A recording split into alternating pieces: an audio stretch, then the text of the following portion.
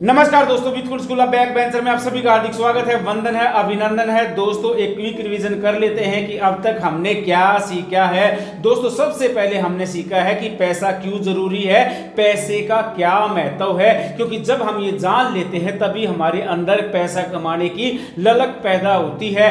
दोस्तों उसके बाद हमने ये सीखा कि पैसा कैसे कमाया जाए, या तो बंदा नौकरी करेगा या बिजनेस करेगा, नौकरी और बिजनेस में क्या अंतर होता है, दोनों के क्या फायदे नुकसान होते हैं। उसके बाद हमने डिसाइड किया कि हमें कौन सा बिजनेस करना है, मतलब बिजनेस सेलेक्ट नहीं करना है, पसंद का बिजनेस हो ताकि हम खुश होकर कर सके, जिसमें हम एक्सपर्ट हो, हमारा अनुभव हो, वही बिजनेस करना चाहिए। फिर हमने जब ये डिसाइड कर लिया कि कौन सा बिजनेस करना है, फिर ये डिसाइड किया कि क्या टाइप होना चाहिए, मतलब प्रोप्राइटर हो, पार्टनरशिप हो, कंपनी हो।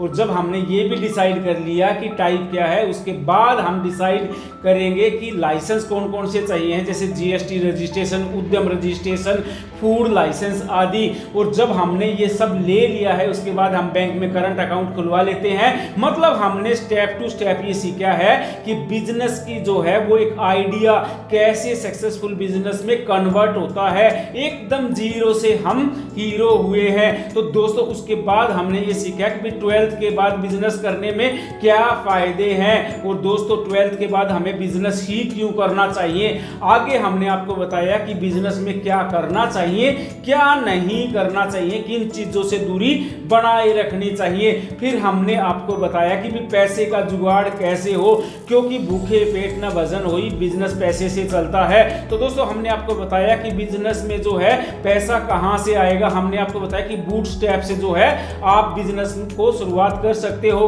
उसके अलावा क्राउड फंडिंग से आप बिजनेस में पैसा लगा सकते हो, बैंक लोन आप ले सकते हो। फिर हमने आपको बताया कि आसानी से लोन कैसे मिले, मतलब जब आपकी बिजनेस की क्लैरिटी आपके माइंड में होगी तो आप जो है बेहतर ढंग से अपने बिजनेस को समझ पाओगे और किसी को समझा पाओगे। उसके बाद हमने ये जाना कि अगर 50,000 रुपए तक का लोन चाहिए है तो हम जो है पीएम स्वनिधि में ले सकते हैं। 1 लाख का लोन चाहिए है, 1 लाख तक का लोन चाहिए है तो हम पीएम विश्वकर्मा योजना का लाभ ले सकते हैं। 10 लाख रुपए तक का अगर हमें बिजनेस स्टार्ट करना है तो हम मुद्रा योजना ले सकते हैं। 50 लाख रुपए तक का अगर हम बिजनेस स्टार्ट करना है तो हम पीएमईजीपी ले सकते हैं। 5 करोड़ तक का लोन जो है हम पीएसबी 59 स्कीम के तहत ले सकते हैं। फिर हमने आपको बताया अगर हमारा बिजनेस फूड से रिलेटेड है तो हम पीएम एफएमई योजना का लाभ उठा सकते हैं।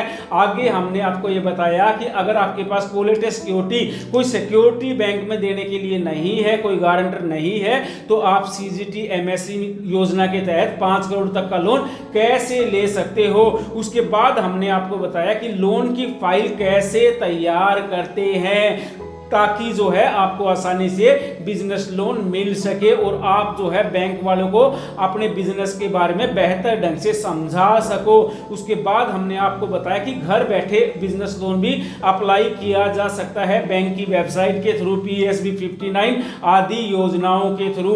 उसके बाद हमने आपको बताया कि सिविल का क्या महत्व है और सिविल कितना जरूरी है। दोस्तों उसके बाद हमने आपको बिजनेस से रिलेटेड कुछ काम के शब्दों के बारे में बताया। उसके बाद ये बताया कि स्टाफ का मैनेजमेंट कितना जरूरी है और उसको कैसे करें। फिर हमने आपको ये बताया कि भी खर्च नियंत्रण जो है, कॉस्ट का जो है कंट्रोल कैसे करें, एक्सपेंडिचर का कंट्रोल बिजनेस में कैसे किया जाए।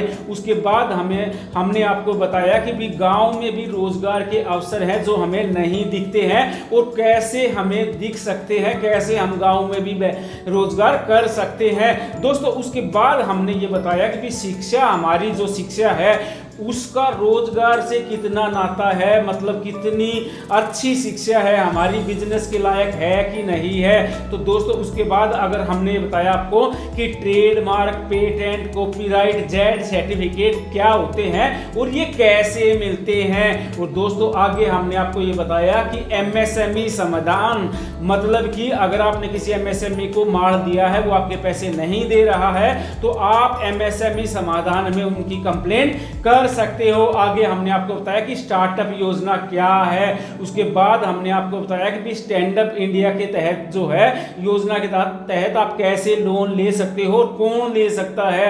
आगे हमने आपको बताया कि बिजनेस में रिश्तेदारों को, फ्रेंड्स को, पड़ोसियों को, सोशल मीडिया को कब इन्वॉल्व करना चाहिए या करना भी चाहिए कि नहीं करना चाहिए और कितनी दूरी इनसे बनाए रखना है। उसके बाद हमने आपको काम की वेबसाइट के बारे में बताया कि बिजनेस से रिलेटेड ये वेबसाइट है जो आपके काम आ सकती है। उसके बाद हमने आपको कुछ टैक्स रिलेटेड बात बताई, मतलब जीएसटी क्या होता है, इनकम टैक्स रिटर्न क्या होती है, एम्प्लॉय प्रोविडेंट फंड क्या होता है, टीडीएस क्या होता है, टीसीएस क्या होता है। तो दोस्तों हमने तमाम तरह की बिजनेस की बारीकियों को अभी तक समझा है। आशा है क्विक रिवीजन आपका हो चुका होगा।